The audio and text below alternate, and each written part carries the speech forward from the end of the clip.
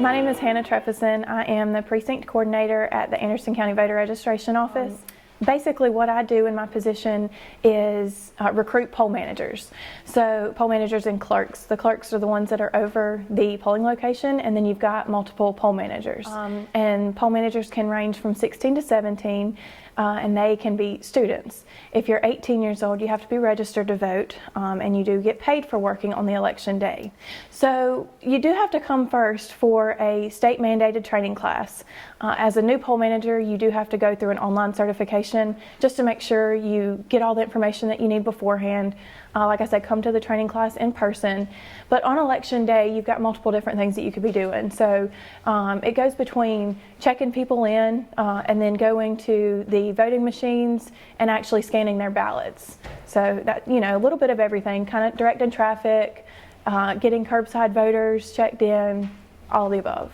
Yes, so you get $60 for the training class and then $75 for election day. So you get paid for both. And how long does the training last? They're all different, but for the Anderson City election that we just had, that training, it was right at an hour. But for the June primary, it'll be probably well at 2 hours. So that's what we're talking about now. You need these poll workers and election workers in place before the June primary. Remind everybody when the June primaries are and how soon people need to start thinking about it if they want to do poll work. Yeah, so the sooner the better. But the June primary is on June 14th, and then the runoff would be on June 28th. So like I said, I mean, I'm recruiting poll managers now. I've been to the high schools trying to get new, younger workers so they can kind of do it throughout their seasons of life. And what I'm really doing is trying to like I said, recruit younger people. Yeah, so a lot of my clerks, after every election, they'll come to me and give me feedback about poll managers. And, you know, she had some really good initiative, or he was really interested in checking in versus, you know, directing traffic, that kind of thing. But people really, the clerks, a lot of the time, because they've been doing it longer, but the clerks will be the one that'll say, you know what, I really just enjoy getting out and seeing my community. People that I haven't seen in so long on election day, those people come out, your neighbors, your friends. You know, in the last 2.5 years, you haven't seen as many people as you had before. And so it's really getting back out in your community and seeing people for the first time in a long time. And this is a really important part of democracy, having people to make sure the elections run smoothly. Is that right? Yes, because on election day, your poll managers and clerks are nonpartisan. So one way or the other, they're not going to sway the voters. They're going to check them in, and they're going to be completely, they don't care which way you vote. They just want the right thing to be done. And where is the starting point? If somebody sees this and says, hey, I might be interested in that, what do they need to do? They can come to the office downtown, or they can shoot me an email. My email is hgtrefison@andersoncountysc.org. They can also call my phone number here at the office. Okay. It's 864-222-6676.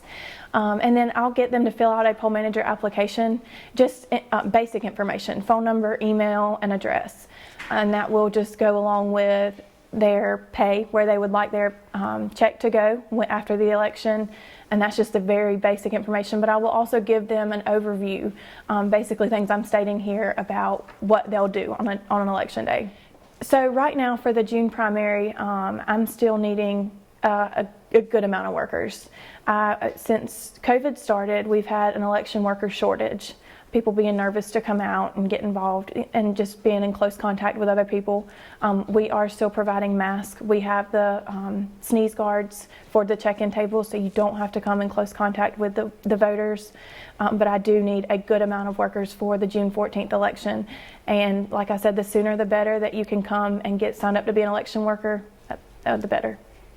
Is there an online place they can go and find out more information? Yes, they can go to scvotes.gov, and the poll manager tab will give them more information. And they can apply there, and it comes directly to my email, so I can see who's applied, and then I'll get in contact with them after I get that email. That sounds like the easiest way. Yeah, yes, that is easy.